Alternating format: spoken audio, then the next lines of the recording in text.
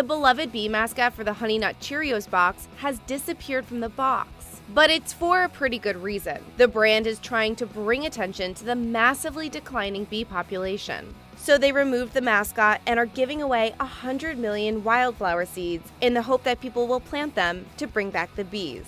According to the brand, 42% of bee colonies in the US collapsed in 2015, which really matters because according to the EPA, without honeybees, a third of the world's food supply would disappear. Bumblebees are disappearing at such an alarming rate that in January, the bumblebee was put on the endangered species list for the first time. This is a huge issue for General Mills because, according to them, 30% of their ingredients rely on pollination.